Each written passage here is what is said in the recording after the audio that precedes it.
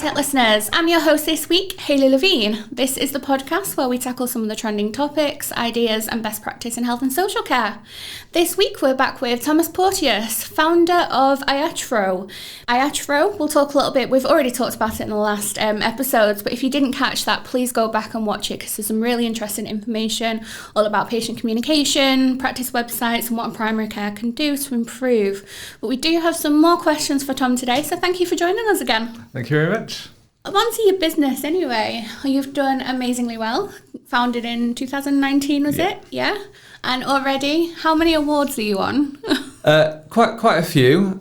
We've been really lucky. I often joke that we're just really good at writing award applications. And you know, for us, you know, some of the awards are health tech specific, and some of them are kind of West Yorkshire, Leeds based, and you know, each one is about something else for us. So, you know, we're really proud around being recognised as, you know, this may be a pattern for what health tech looks like going forward. We want more of that. But equally, we're really proud of so, you know, one of the first big awards we won with the Leeds Digital Festival Awards. So, you know, it's a free award. It's voted on by the local tech community, and that was our first in-person event since we started the business. So, you know, lots and lots of, you know, bedroom offices across the team, and there's 15 of us now. But that was the first time that we stood up on a stage, and that's the picture that's on the website, and you can probably tell we all look a little bit emotional about it. And it was really from there that we started to look outside of the business a little bit more, and being more strategic about what we want to do. You know, we're a young business, we're 3 years old. We've had lots of support close to home, so Yorkshire and Harrogate ICS Care Partnership, they're our first big customer, so we sell direct to practices and build that relationship, and we also work at commissioning level. That was our first commissioning level deal, and for that to be close to home was fantastic. You know, I go in the local Facebook groups now and see people, you know, complaining about practice websites, and straight away I'm like, right, because, you know, they've got a contract with us so they can switch to us for free. You know, that was really nice to see. That brings it close, that brought it closer to home for us, and was really important. The rest of the Leeds digital tech scene has been really supportive as well. Leeds is such a hub for tech, you know, obviously. Yeah. Wonderful companies like Radar based there. You know, you've got some of the bigger primary care suppliers, lots of startups. Paceline PR do the Leeds digital tech map, and it's absolutely fantastic to see all the new lines, all these startups. I found kind of the kinship and friendship with that Leeds tech community to be really supportive of me building the business, and being able to do that, because it's hard sometimes to share the struggles, and you know, you always want to put on a brave face. You know, we're a young business, 3 years old. You know, we've got a team. There is a pressure on me sometimes to feel like, well, you know, I'm paying people's mortgages. I need to make sure that this business exists for a reason. It's not, you know, it's not a lifestyle business for us. What we really want to do is grow something that will be here for the long term, and make the right decisions to do that. And that sometimes means, you know, things are sticky and tough, and you know, you have to buck up and get on with it. And the Leeds Tech community is really great for that. You know, we've met some fantastic founders. We've built some great relationships. Some are doing wonderful things in health tech, and we've been really helpful for them. Some people are doing other stuff in other industries, and hearing their journey and where they've come through has been really important. We've grown this business with very little investment, so we've not taken loads of VC funds or anything like that. We've invested our own cash in. We're very lucky that practices are choosing to support us. Practices are very vocal about wanting something different to the status quo, but that only happens if practices vote with their feet and trust us. And you know, there is a trust. We're managing patient care. If our systems go down, that has a direct impact on patients. We're really, really mindful of that. Those practices have trusted us, and we take that really seriously. But that, you know, that's been a great journey. So that, you know, that's one of the things that we think about quite a lot. Yeah, trust me. With I bet you've spoken to a lot of business owners that say it never gets easier, and it never. You know, you say like, oh, you know, we're only 3 years old. When you're 20 years old, you'll probably have the same worries that keep you up at night. But you have done really well, and I can imagine you've been at EMIS Health for a long time, so you've already got a lot of relationships and experience in that sector. So did you kind of reach out when you moved to the practices, because they already knew you? They were already Yeah, I think legally it's very important to point out that there was no communication with past customers. So when I left my previous business and when we started iatro, we spent a lot of time up front developing the products and spending the time. We had some relationships already which were really important for us to kind of say, look, this is what we're thinking of doing, and getting some early commitments that let us invest the time in doing that work. That was really important for us, and we that was useful at the time. But what's been quite interesting is that a lot of our growth has been from other practices that we didn't have relationships or areas we weren't working with, and having those people that we did know cheering us on. That's been really supportive. Practices are in long contract cycles for a lot of stuff. Some of this stuff is on 3-year frameworks. So, for us, it was about checking in with practice and saying, are you all right? Are you okay? What's going on this week?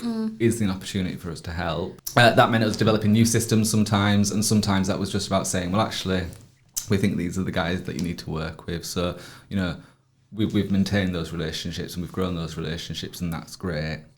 But what we do translates really well. And practice managers, on the face of it, understand. We can save them time, we can save them effort. Yeah, no, that makes sense. So it's not just practice websites that you do. Talk to me a little bit about kind of hidden digital compliance and what do people need to look out for when it comes to things like that? So I talk about accessibility. So I guess the big carrot for practices and the big stick for practices was the change in the public sector accessibility regulations. So new legislation, and I say new, 2018, came into effect for anyone who already had a website 2021. So this is hitting middle COVID, Home Office, Equality Human Rights Commission, auditing sites, pinging practices, big fines. Accessibility is a profession in its own right and is really, really difficult. No website that we've ever scanned has scored 100%. It's just not the case. So practice is often quite wary, and they rely on providers who say, oh yes, it's accessible. We're realistic with practices, so our software supports accessibility. It helps the website meet the standard, but you need to play your part. You need to not put PDFs on there that don't have screen readable text. But once you start talking to practices about the other benefits of accessibility, the penny drops. And we talk a lot about, well, how does accessibility affect us in real life? So accessibility is absolutely a lifeline for people who have needs that require those features, but that stuff is helpful for everyone else. So when I cross a pelican crossing and it's beeping, fantastic. That is an audio signal for me that I can cross. Yeah. Brilliant, made my life easier. Nobody put that there for me. That was for people who wouldn't be able to know to cross the road. And it's the same thing with stuff online. So if you have an accessible website, it's going to load faster, it's going to rank higher on Google, it's going to be easier for other systems to pull that information out, like Alexa or the voice assistants to pull that information if it's all packaged up into the website. Other patients will find that information easier to understand, digest, and get to the right place. And when you start talking about accessibility like that, if you start from accessible rather than thinking it's something to add on, then that becomes much easier.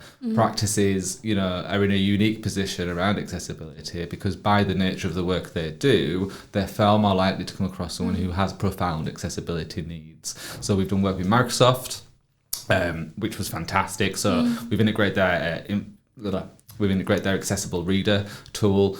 They were really supportive of us. Again, we're a small UK startup. Who are we to Microsoft? Really great to get the support from the UK accessibility team to push that in. We've done lots of work with the NHS digital team. So our websites are based on what is called the NHS front end framework. So it looks like NHS. We say sisters, not twins, so it still feels like their brand, but it feels NHS. Yeah. And we've done all that work in the open. That work's all open source. It's on GitHub. Other suppliers are now using it, which is brilliant. We're not upset about that at all because that was the point. So if we can get everything accessible, you've got more people using stuff. That works really well. But again, it's that reminder that practices, they know how to do this stuff. Yeah. It's obvious that you would put a ramp in front of your surgery. It should be obvious that you wouldn't put all your text inside an image that you can't use. And again, it's the beeping isn't for me. But if the text isn't an image, then actually I can copy and paste that and send that to someone else. Yeah. So it's not just about screen readers and things like that. It's about the content being there, and that's what you care the most about. So we talk practices. PDFs are the one to watch out for. That's the big one. I hate PDFs. And it's, when did this become the format? Give me a proper HTML document all day, every day. I'm not going to print it. The amount of third sector organisations and even public sector organisations that are sending PDFs to practices to put on the website. My favourite accessibility faux pas has to be that the guidance for the accessibility regulations on gov.uk is a brilliant PDF. Absolutely mental. There's a message in there saying contact me us if you need it in other formats. But that's the thought process. So we say start with the website and then figure out else what you're going to do with the content. Don't do the poster for the notice board first. Take that content and push that out everywhere. There's nothing worse than looking at a PDF on a website and you can't read it and you've got to zoom in on your phone, and because it doesn't obviously shrink when you on a mobile compared to a desktop, and it's just silly. We're in 2022, people. Exactly. Me and you were fairly young, fairly modern. We've got great phones. And it's not about people not having phones or not having good phones, but PDFs are difficult for lots of reasons. Because now to open it, I have to download it onto my phone. PDF can be 2 meg. 70% of people don't have a phone that could do that. You're now not on the website. You close the PDF. I'm back at my home screen. Where was that? Where was I on the website? Did I click on that through Facebook? And these are real issues for patients. People often say, the elderly, don't use online services. They're the biggest. They're the biggest user of online services and benefit the most. If you ask people, to guess what are the biggest users of games on Facebook, they're going to tell you it's teenagers, and it's not. It's women over 40. My mum uses my Facebook to play games. And it's about challenging these assumptions and making sure that people understand where that stuff lies and why. And things like PDFs often feel easy to do it, but if you don't understand the impact, we do the work to package that knowledge up for practices to do that. Websites are one way that we do that. One Contact, which is our e-consultation platform, is another way of doing that, and that's in a much friendlier patient way. So we let practices change when they offer each form, how many of each form, rather than saying all or nothing, and that's super important. I agree completely. So obviously you talked a lot about the sector and the challenges that they face. Do you think that it's not just primary care, but in general, do you think that the sector has a long way to go when it comes to accessibility and general digital access? Absolutely. So it's one of those battles you'll never win. You'll never win, but we are definitely far away from where we should be. And it's hard to say that without people being disheartened.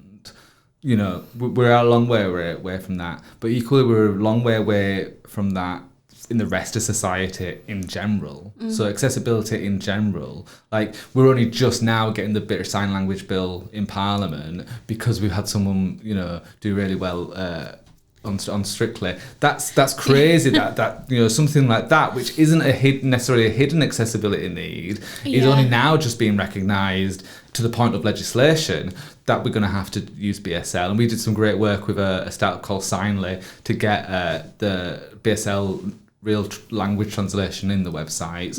Which is lots of people don't understand that BSL is a separate language. It's not a translation of English. And people who only speak BSL are not going to have as great comprehension of English. So a lot of people go, well, they can just read it in English. That's not going to be appropriate for the vast majority of content. Signly do some really great work in that area, and we want them to succeed and do lots more. But I guess that's my point. Accessibility, we're not there as a society. We're not there around accessibility as a society in any area, digital or physical, in any sector.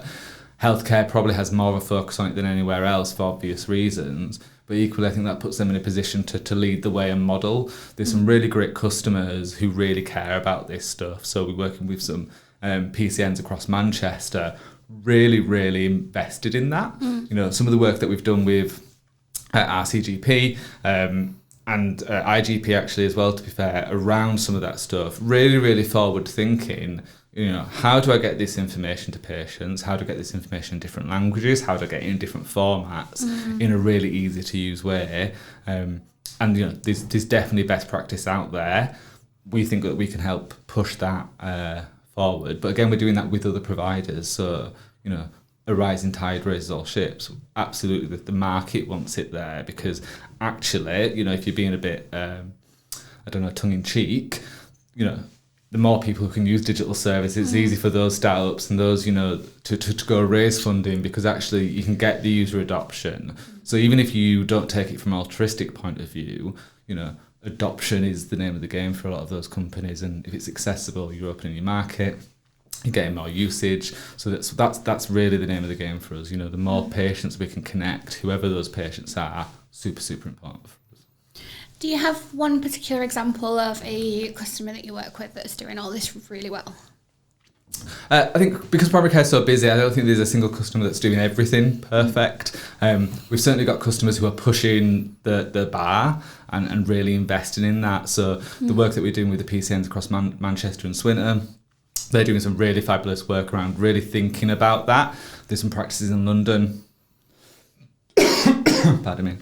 There's some practices in London who are really invested in that. We've got some really lovely work there. Yeah. North East London as an area actually have been doing lots of work for long COVID. You know, that's been a new service that did not exist in the NHS, and having to start that service up. But they've done the work up front to make sure that referral pathway works for everyone across London in a really easy to use way.